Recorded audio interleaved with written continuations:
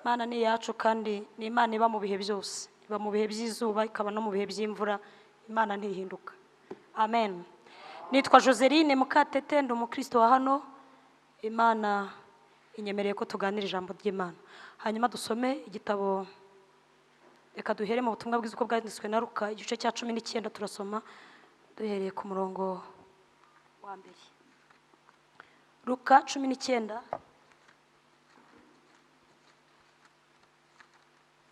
Ubutumwa bwa Yesu uko bwanditswe na Luka igice cya 19. Turasoma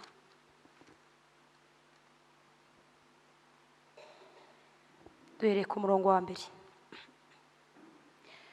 Luka 19 dusome umurongo wa mbere. Haravuze ngo Yesu agera i Yeriko arahanyura, nuko hariho umuntu witwaga Zakayo, yari umukoresha w'ikoro mukuru kandi yari umutunzi.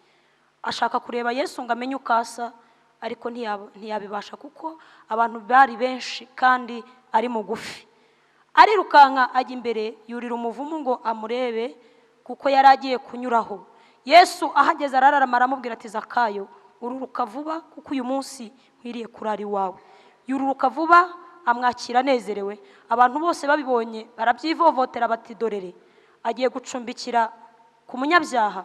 Maze Zakayo arahaguruka abwira umwami Yesu ati, dore databuja, umugabane wa kabiri w'ibintu byanjye ndawuha abakene, kandi umuntu wese nambuye ndamuriha kane.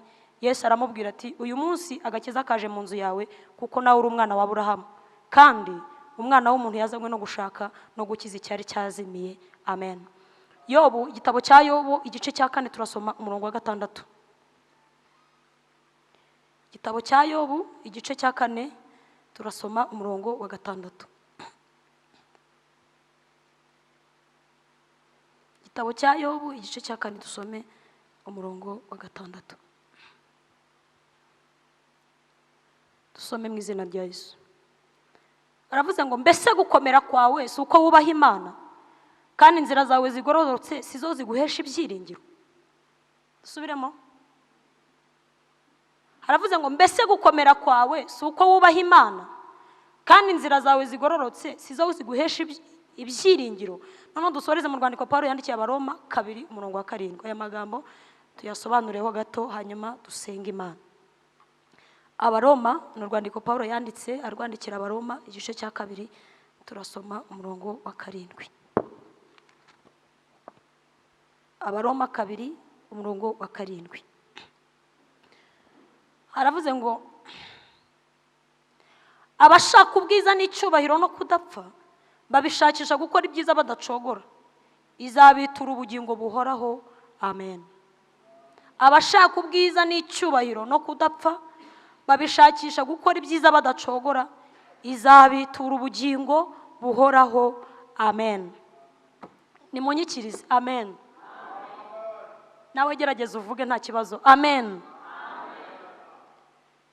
Tugiye kuganira ku ijambo rifite intego ivuga ngo gukomera kwawe kuzava mu byo wakomeje muri wowe. Gukomera kwawe kuva ku byo wakomeje muri wowe. Gukomera k'umuntu kuva mu byo yashatse gukomeza muri we.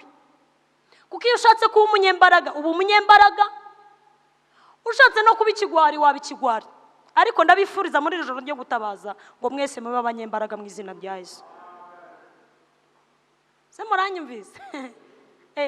Gukomera k'umuntu kuva mu byo yakomeje muri we, kumva ngo ngewe ndashaka gukomera ku kintu kiniki, ndashaka kuba umukire, ndashaka kunesha inzara, ndashaka kunesha ubukene, mbese ukabiharanira. Gukomera kwawe rero kuva ku byo wakomeje muri wowe. Yobu Bibiliya iravuga ngo yari umugabo wari utuye mu gihugu cyitwa Usi. Uyu mugabo ngo yari umukire, afite intama, afite ingamiye, afite abana, afite urugo. Bibiliya narayisomye irambwira ngo nta mukene yigeze yima ibyo kurya. Umva yashakaga gukomera nawe ariko afite ishingiro, avuga ati reka mfashe abakene, mfashe abababaye. Hanyuma ngo igihe kimwe Satani ngari gutembera mu isi ari no kwizereramo, niko Bibiliya ivuga, ngo abana b'Imana bari bashengereye. Hanyuma ngagwa mu iteraniro Imana yajemo. Imana ibaza Satani, iramubaza ngo Satani uvuye he? Abwira Imana ngo mvuye gutambera mu isi no kwizereramo. Imana iramubaza ngo mbese witegereje umugaragu wanjye Yobu? Wamurebye neza? Ubwo watembereye mu isi harimo umugabo nshaka gutangira ubuhamya. Reka mbabwire muri ijoro ryo gutabaza Imana igutangira ubuhamya.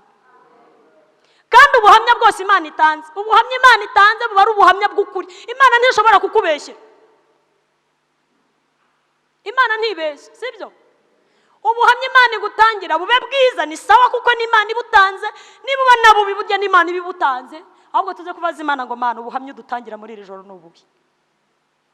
Imana ibaza Satani iramubwira ngo witegereje Yobu, wamurebye neza ukuntu akiranuka mu rugo rwe rwose, ukuntu akiranuka mu ngeso ze zose. Satani abwira Imana arabwira ngo Yobu afite impamvu zituma akiranuka. Icya mbere, afite umugore umukunda uzi kumuha keya. Icya kabiri, afite abana ntigeze abura urubyaro. Icya gatatu, wamuhaye ibyo kurya ntigeze abura ibyo agaburira abana. Abagaragu be n'abaja be bose bari aho mu rugo bararya bagahaga bagasigaza. Noneho nyemerera njyewe ngende nkore ku butunzi bwe, uzarebe ko Yobu atazakwihakana. Imana iramubwira ngo Yobu ndamuguhaye, ariko nkurinze icy'agaciro, nkurinze ubugingo bwe. Hari igihe Imana igutanga ariko ikimana icy'agaciro. Hari abantu merutse kubwiriza ndababwira ngo hari ibigeragezo bitazabuza abarokora ubugingo, hari ibigeragezo bitazakubuza ubugingo. Gukena ntibyakubuza ubugingo, kuko nuhura na Lazaro azakubwira ati njye nari umukene namyaga ibyasigaye ku meza ariko ndakiranuka. Rero gukena ntibyabuza umuntu ubugingo. Kudashaka umugore, kudashaka umugabo, nuhura na Eliya azakubwira ngo nanjye navuye mu isi nta mugore nashatse. Nuhura na Yeremiya azakubwira ngo Imana yarambujije. Kudashaka umugabo, kudashaka umugore ni ikigeragezo kitabuza umuntu buki.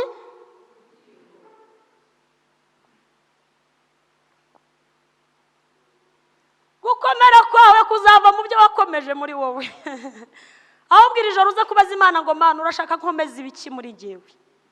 Urashaka ko nkomeza ibiki? Imana ngo Satani arongera aragaruka abwira Imana ngo mva nkubwire Mana, ibintu bye nabitwaye, ariko munyemerera umuntize ume ku mubiri we, ntize umubiri we, hanyuma mugerageze urebe ko atazakwihakana. Imana iramubwira ngo Satani ndongeye ndamuguhaye, ariko cya kindi nakubwiye kibuzijwe kiriho ubugingo. Imana yimana ubugingo bwawe mu izina rya Yesu. Uzi ko ngusengeye neza, Imana yimana ubugingo bwawe. Yesu yabwiye abantu, abwira abigishwa barabwira ngo yemwe abigishwa banjye mwe mufite ubwoba bw'urupfu ndabibona, muratitira ndabireba. Harabwa ngo ntimutinye urupfu muzapfa, ahubwo mutinye ushobora kwica umubiri akica n'ubugingo, ubugingo akabumanukana Gehinomu. Yobu ngo Satani aramusaba, asaba n'umubiri we ngo amuteze ibishyute, kuva mu bworo bw'umutwe kumanura munsi y'ikirenge, ngo arwara ibishyute, ngo akajya yishimisha urujyo. Inshuti ze ngo ziza kumenya amakuru ye, ngo zimarana nawe iminsi 7 zimurira, ngo bararize abantu b'abagabo ba Elifazi, ngo bararira babwira umugore bati disipore, ntabwo twari tubizi ko wahuye n'ibyago, ntitwari tuzi ko wahuye n'amakuba, ariko igihe tubimenye tugiye kubabarana nawe iminsi 7 turire, ngo kugeza igihe umugore yagiriye inama yo baramubwira ati sheri, nko mu gihe cyacu yamubwira ati sheri, koko Imana yakubabaza bingana gutya? Urera abarokore bazi ko Imana itababaza umuntu. Imana ntiyatuma wikorera amaboko, urayikorera ikakurinda gukorwa n'isoni amaboko. Ahubwo nabonye abarokore aribo bikorera amaboko. Urayikorera ikaguhisha, wageze hano waririmba, waza mu materaniro uhita ko uyikoreye, ariko mu isi y'umwuka wikoreye amaboko. Aho niho Dawidi yavuze aravuga ngo siko bizaba kuba mutegereza, keretse abava mu isezerano ari nta mpamvu. Yobu ni umugore aramubwira ngo yewe mugabo wanjye, ntabwo Imana yaguhemukira bene aka kageni. Ngo kugeza ubwo Yobu yavumye umunsi yavutse, aravuga ngo Uwiteka havumwe ijoro navutsemo, ubwo humvikanaga impundu bavuga ngo mama abyaye umwana w'umuhungu. Iryo joro rivumwe rihinduka umwijima, aravuga ngo ahari yaba inda yanjye yaravuyemo, simbona uyu mubabaro, ngo arababara cyane. Ariko nkunda ijambo yavuze nyuma, inshuti ze zimaze kumubaza ibibazo bikomeye, ngo amaze kugira ibyiringiro aravuga ngo reka mbabwire nungutse igitekerezo, haracyariho ibyiringiro. Haracyari ibyiringiro ko naho igiti cyatemwa. Iri jambo rero dusomye muri Yobu 4:6, ni inshuti ye yamubwiye ngo mbese Yobu we, ko maranye nawe igihe kinini ndi kukuririra, Imana yahana umuntu umeze nkawe. Usomye ku murongo wa mbere yaramubwiye ngo mbese Yobu, ko mbizi ko nta mfubyi wigeze wima ibiryo, ko mbizi ko nta mupfakazi wambaye ubusa uhari, ko mbizi ko wateranya amateraniro yose, ko mbizi ko wajya gutambira abana bawe ibyaha ukagenda ugatamba igitambo ngo Imana ibababarire, Imana yahana umuntu bene aka kageni. Iri jambo dusomye aramubwira ngo yowe, mbese gukomera kwawe si uko wubaha Imana? Gukomera kwawe, gukomera k'umuntu kugendana n'ibyo yashatse gukomeza muri we. Amen. Munyikirize amen. Yobu yagiye ahura n'ibibazo by'inshuti ze zagendaga zimukoba. Hari naho bamubwiye ngo Yobu we, birashoboka ko ushobora kuba udaheruka guhamagara Imana. Baramubwira ngo hamagara Imana noneho hari yakumva. Ariko Yobu yari afite ibyiringiro, yaravuze ngo uyu mubiri wanjye numara kubura nzi ko nzareba Imana afite undi mubiri.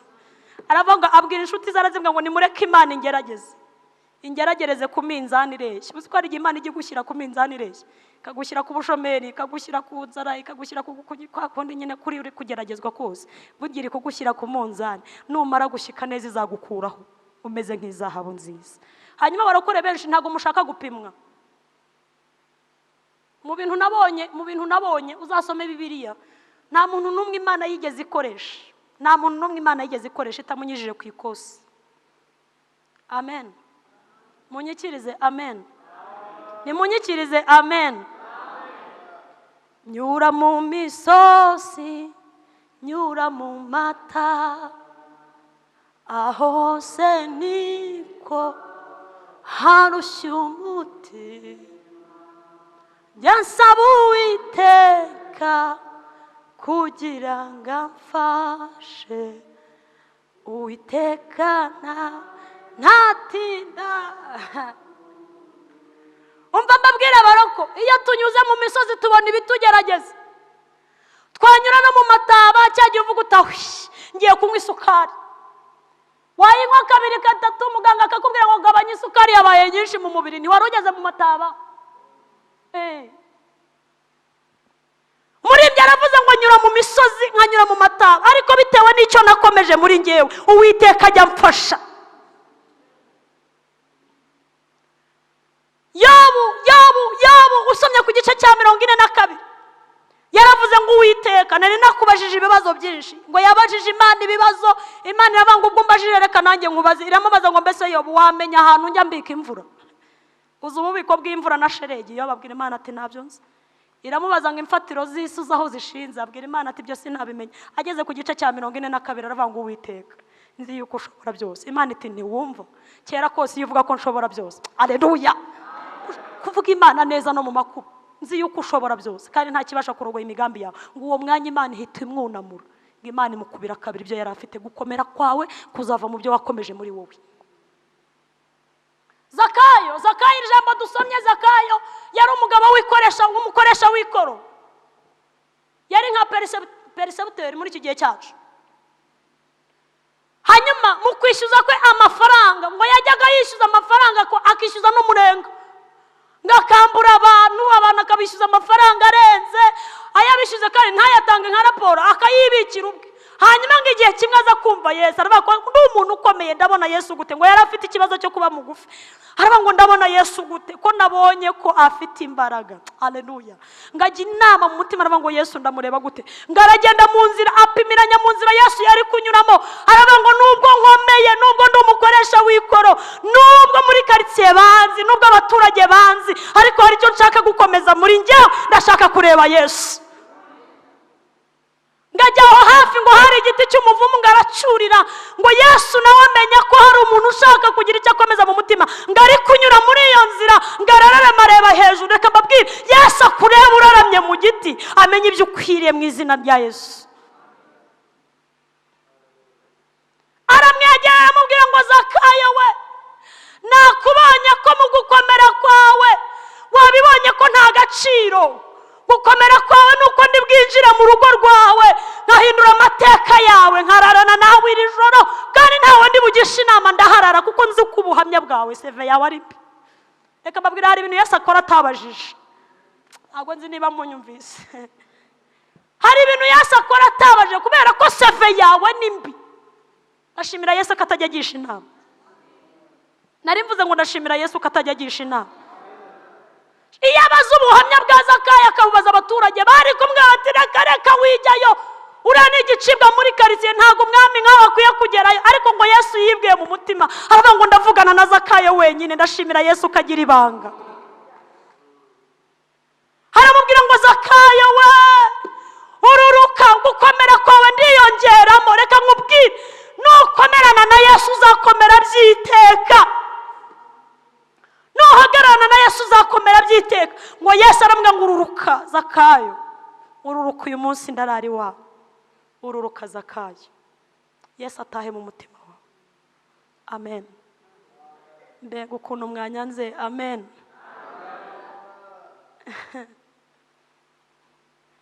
Ngo baramanukana, ngo bajyana mu rugo, ngo abantu bagenda bavuga ngo wa Yesu we, burya se na Yesu ajya mu besikoro. Mu besikoro ajyayo. Ubu se afite ubuhamya bw'ukuntu Zakayo yatuzengereje. Arabizi. Ariko icyo Yesu agiye guhindura ni ugushaka gukomeza Zakayo agakomera by'ukuri bitarimo ibintu by'amanyanga. Ngo aragenda agera iwe. Zakayo aramubwira ngo ntabwo byari bimbereye kuza mu rugo rwanjye, ariko kuko hari icyo nashatse gukomeza muri ngewe, nirengagije ubuhamya mfite muri karitsiye, ndavuga ngo Yesu ngwino. Abigishwa ngo bigeze bata Yesu, ngo baramusiga. Petero abwira izindi ntumwa, arazibwira ngo nimuze tugende tujye kuroba. Ahari uyu Yesu ubwo bamwishe ashobora kutazuka, ntabwo twamwizera. Ngo baragenda bajya kuroba amafi, ngo amafi yanga kubitaba. Amafi yibuka ijambo Yesu yavuze. Reka mbabwire, burya usezerera isi amafi yarumvise.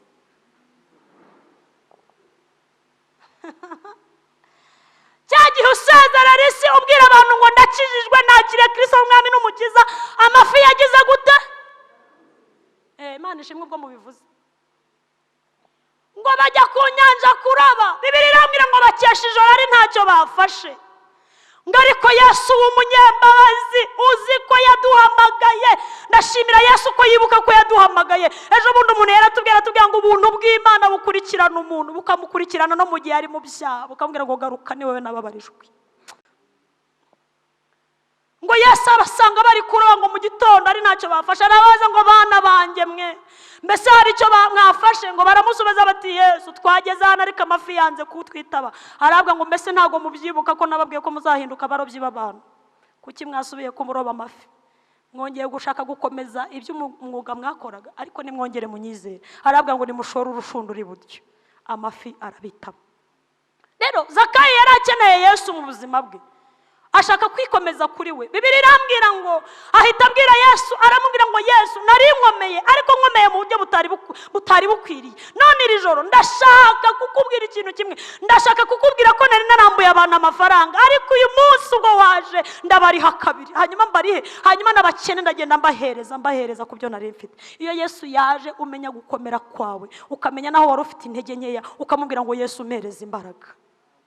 Pawulo abwiye ngo cy'Abaroma kugira ngo dusenge. Arabwiye ngo mwabaromwa mwe, ndabizi ko mukunda icyubahiro, mukunda n'ubwiza. Arabwiye ngo ariko reka mbarangira inzira. Abashaka ubwiza n'icyubahiro no kudapfa babishakishe gukora ibyiza, batagira gute?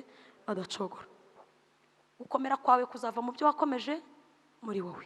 Turebe impamvu nk'eshatu cyangwa enye zishobora gutuma umuntu ashaka gukomera, hanyuma turebe n'inzira byanyuramo duhite dusenge. Icyambere, kugira ngo uzakomere, icyambere ni uguhora mu buzima buhinduka. Guhora n'impinduka, guhora mu buzima buhinduka. Gukizwa ni intambwe ya mbere. Iyo umaze kwakira Yesu umwami n'umukiza, uba uteye intambwe ya mbere yo guhinduka umwana w'Imana. Ariko ubuzima buhinduka ni uguhora wezwa, ni ugushaka guhora ushaka gukirana. Umuririmbyi yaravuze ngo mpisemo guhora nyizwa nkashingwa mu gakiza. Ubwo urimo urashaka ubuzima bwo gukomera. Icya kabiri ni ukugira imbaraga z'umutima. Abantu benshi babuze imbaraga z'umutima, barashaka gukomera ariko badakomeranye imbaraga z'umutima. Iri joro muri iri joro ryo gutabaza tubwire Imana ngo Mana, kugira ngo dukomere, dukomezwe n'ibyo twabitse, duhereze imbaraga z'umutima. Amen. Cya gatatu kizagusoboza gukomera no gukomeza icyo ushaka kuba cyo, ni ukwirinda ibyaha. Kwirinda ibyaha. Bene Rekabu, Yeremiya yarababwiye ngo nimuze mbahe inzoga. Uwiteka yambwiye ngo mbahe inzoga. Baramubwira ngo oya, uhereye kera kose sogokuruza yaratubujije, yaratubwiye ngo tuzatungwa n'ibyo mu nzu y'Imana, twebwe ntituzanywa inzoga. Uwiteka ahita abwira Yeremiya, arabwira ngo ubwire abo bana banze kunywa inzoga, ubabwire ngo muri mwebwe ntihazaburamo abatambyi. Iyo umuntu yirinze ibyaha, Imana isezerana nawe isezerano ridashira. Amen. Munyikirize amen. Kwirinda ibyaha bizagushoboza gukomera. Icya kane ni ugukora ibyananiye abandi. iyo ushaka gukomera, ushaka kuba mu buzima budasanzwe, ni ukugerageza ugakora ibyo abandi batakoze. Ndabashimiye ko mwaje gutarama imvura yaguye. Uku niko gukomera kwawe. Holy Nation, muri intwari mwebwe abaje. Niba ushaka gukomera, ni ukugerageza ugakora mu cyuho cy'ibyo abandi bananiwe. Niba hari ikintu ngunda Joseline, ngunda gukora icyo abandi bananiwe.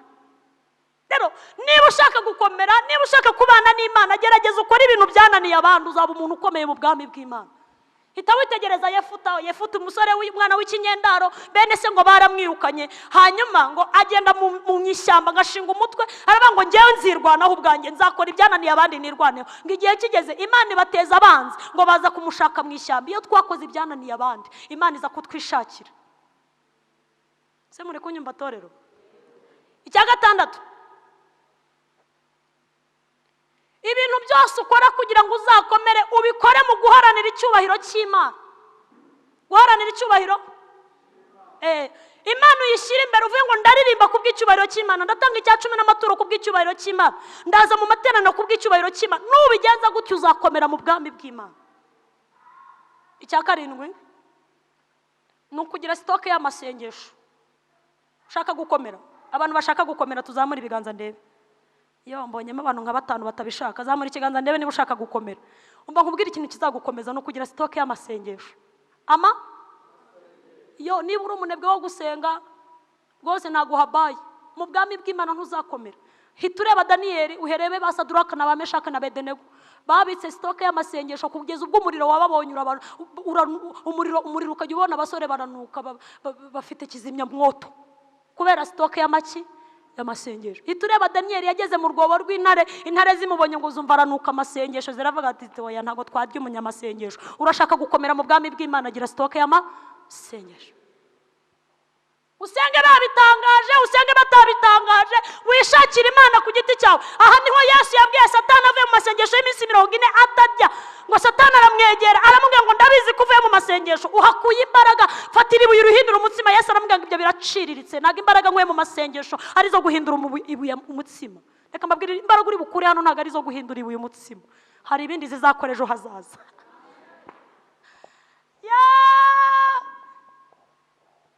Satani arongera aramubwira ngo Yesu ndabizi ko ufite imbaraga, amasengesho umaze gukora tugenda ujya kugasongera kw'inzu, hanyuma witure wikubite hasi, kuko handitswe ngo izategeka abamarayika bagusame. Yesu abwira Satani aramubwira ngo ibyo nabyo biraciriritse, ntago imbaraga mfite ari zo gusimbuka, mfite imbaraga z'umusaraba.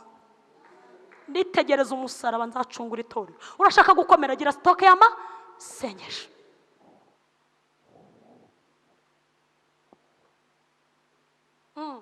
Urashaka gukomera mu bwami bw'Imana, urashaka kuba umuntu udasanzwe, urashaka ko isi gutangarira, urashaka kuba umustar, urashaka kuba umusuperstar, bika sitoke y'amasengesho. Amasengesho azakwinjiza, amasengesho ni tap and go.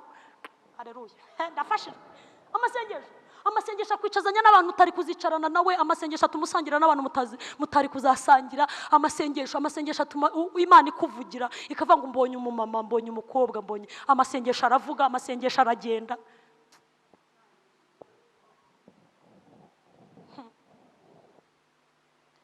Tugeze ku cya 7. Amen. Cya 7 nicyo tugezeho. Cya 7 kiravuga ngo kwiyubakaho ubuhamya bwiza, kubaka ubuhamya, kugira 7 nziza.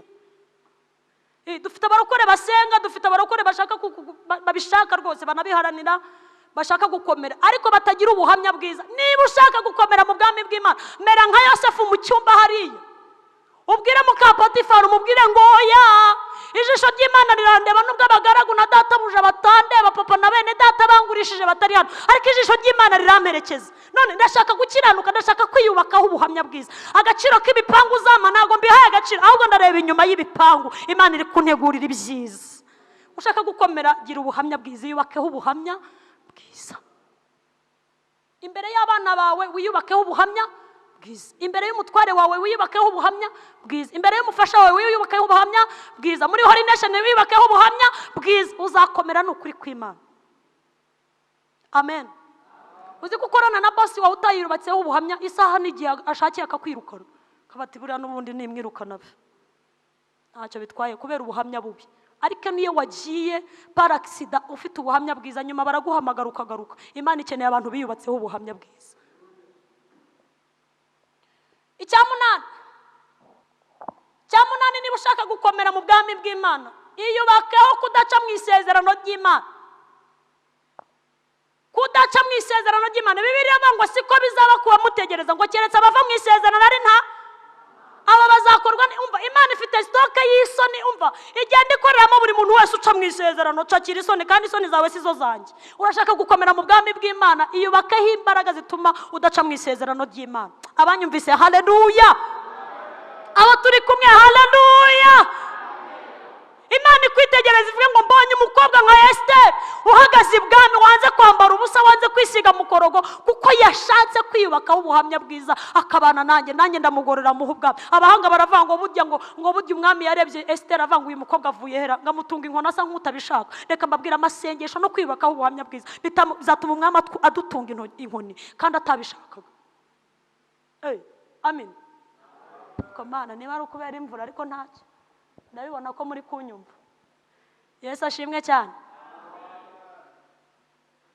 Kudaca mu isezerano bizagufasha gukomera mu bwami bw'Imana. Hanyuma icya 9 ni ukubana n'abandi amahoro. Mwanditsi w'Abaheburayo yarabivuze ngo mugire umwete wo kubana n'abantu bose iki amahoro, n'uwakwezwa, kuko utejejwe atazareba umwami Imana. Umva nkubwire, niba unaniwe kubana n'umwana wawe, ukananirwa kubana n'umufasha wawe, ukananirwa kubana n'umugore wawe n'umugabo wawe, ukananirwa, ntuzabana na korari, ntuzabana n'abakristo 1000. Oya, mugire umwete wo kubana n'abantu bose iki amahoro. Ushaka gukomera mu bwami bw'Imana rero, iyubekaho kubana n'abantu bose amahoro. Hanyuma icya 10 kugira ngo dusenge Imana ni ugukora byose mu nyungu z'Imana. Ikintu cyose ukoze ukagikora mu nyungu z'Imana. Ufashije imfubyi ubikoze mu nyungu z'Imana, ufashije umupfakazi ni mu nyungu z'Imana, uje muri nibature ni mu nyungu z'Imana, uje gutabaza ni mu nyungu z'Imana, uyoboye amateraniro ni mu nyungu z'Imana, urabwiriza mu nyungu z'Imana. Uzakomera mu bwami bw'Imana kuko Imana ifite umushahara w'abantu bakora mu nyungu zayo. Dusenga Imana. Gukomera kwawe bizava ku byo washatse gukomeza muri wowe. Nuba umunyembaraga uzaba umunyembaraga, ariko nta muntu nifuriza kuba umunebwe, nta muntu nifuriza kuba ikigwari mu bwami bw'Imana. Reka duhaguruke tubwire Imana ngo Mana, muri ibi bintu bigera ku 10 coboza mwami, coboza. Mwaje gutabaza ni byiza, ari byo mushakamo Imana, ariko bwira Imana ngo Mana, isi iri gutuma abantu bacogora, isi iri gutuma abantu bananirwa, ndashaka gukomera mu bwami bw'Imana. Kandi nukomera mu bwami bw'Imana, Imana izaguhana biriya byose ukeneye. Numva twese twahaguruka nta kibazo. Abashaka gukomera mu bwami bw'Imana, haleluya. Abashaka gukomera mu bwami bw'Imana, haleluya. Mwiyubakeho 7 nziza, mwiyubakeho ubuhamya bwiza, mugire stoke y'amasengesho, mugire umwete wo kubana n'abantu bose amahoro, kandi ibintu byose mubikore mu nyungu z'Imana. Mu bwami bw'Imana muzaba abantu badasanzwe. Reka tuzamure ibiganza byacu. Ariko ndumva natanga amahirwe y'umuntu wari wanananiwe muri iki gihe, ukabwira Imana ngo Mana, nananiwe, hari ibyananiye gukora, naciye mu isezerano, narananiwe, nakoze ibyaha, narananiwe, narakiraniwe, ndananirwa, ariko ni wowe ufite imbaraga zidashira, ni nawe ufite imbabazi zidashira. Ubwira Imana ngo ndashaka kongera kwikomezaho gukiranuka, ndashaka kongera kwikomezaho gukiranuka kandi no kwizera, nkizera Kristo. Hari umuntu waba yarananiwe muri iyi nzira, Satani akakurasa, ubwira Imana ngo Mana, nubwo naje mu iteraniro, ariko ikintu cya mbere ngukeneyemo imbabazi. Zamura ikiganza cyawe ngufashe. Imana irakubwiye ngo warananiwe, ariko irashaka gukomeza mu izina rya Yesu. Wazamura ikiganza cyawe. Hari icyaha waguyemo ukananirwa, ubwira Imana ngo Mana, umuhate n'umwete nagizeho kuza mu nzu yawe, banza unyezeho gukiranirwa, unkureho iki cyasha Satani yanyanduje, tukubwirira Imana ikubabarire. Nguko gukomera kwawe nuko wubaha Imana. Zamura ikiganza cyawe tugufashe. Nawe urimo Imana ibahe umugisha. Reka dusenge twese. Birashoboka ko hari kote wananiweho, bwira Imana ngo Mana, sinabanye neza n'abandi, sinakiranutse, naciye mu isezerano, ahari isoni zari zigiye kunkora, ariko Imana ikugire neza mu izina ryayo. Reka twongere tuzamure ibiganza byacu dusenge, tubwire Imana ngo Mana, muri iri joro ryo gutabaza turashaka gukomera mu bwami bwawe, ariko duhishurire icyo twakora kugira ngo dukomere. Mana, turagushimiye mu izina rya Yesu. Abatubanjirije bose bagiye babana nawe, kandi abatubanjirije bose bagiye baba mu mbabazi zawe, bazigendeyemo, bazikoreramo, bituma Imana ibishimira. Mwanditsi w'Abaheburayo yaravuze ngo n'isi ntiyari ikwiye ko bayibamo, ariko ngo kuko bakunze kwizera bakakugira intego y'ubuzima bwabo, Imana yabahinduye abantu bakomeye mu bwami bwabo, kandi ni abagabo bo guhamywa, ni abagabo bafite ibyiringiro byo kuzabona Imana mu izina rya Yesu Kristo. Bibiliya irambwira ngo mbese gukomera kwawe si uko wubaha Imana, Mana tuje imbere y'amaso yawe twebwe abaje gutabaza.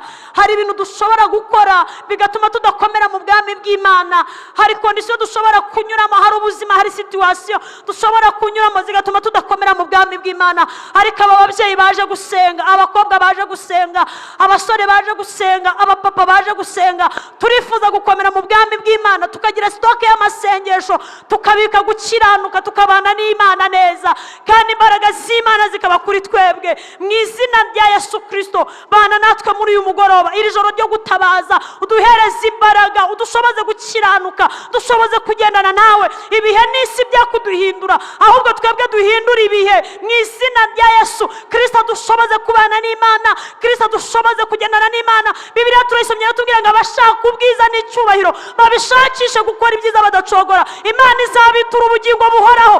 Haleluya, haleluya, haleluya, haleluya. Dukeneye ubugingo, dukeneye ubugingo, dukeneye ubugingo buzatuma dukomera, dukeneye ubugingo buzatuma tubana n'Imana neza. Urakoze kuko utugiriye neza, uduhe gukomera mu bwami bwawe, kandi icyubahiro cy'Imana kibane natwe. Duhe kugira sitoke y'amasengesho mu izina rya Yesu Kristo. Abigishwa barakubwiye ngo mwigisha, twigisha gusenga kuko twebwe ntitwabyiyigisha, ubigisha gusenga. Natwe muri iri joro ryo gutabaza twigisha gusenga, muri iri joro ryo gutabaza twigisha gukiranuka, muri ijoro ryo gutabaza zamura kwizera kwacu, muri ijoro ryo gutabaza. Haleluya, haleluya. Bana natwe mukiza, kandi ibihe byo kutumaramo imbaraga, ibihe byo kutumaramo imbaraga, ibihe byo kutumaramo imbaraga. Urakoze kuko utugiriye neza, urakoze kuduhaye imbaraga zidukomeza, kandi tugahagararana n'Imana tutabaye abanebwe, tugahagararana n'Imana tudatsinzwe n'uburiganya bwose bwa Satani. Niko Paulo yabwiye Abefeso, arabwira ngo ibisigaye mwambara intwaro zose z'Imana.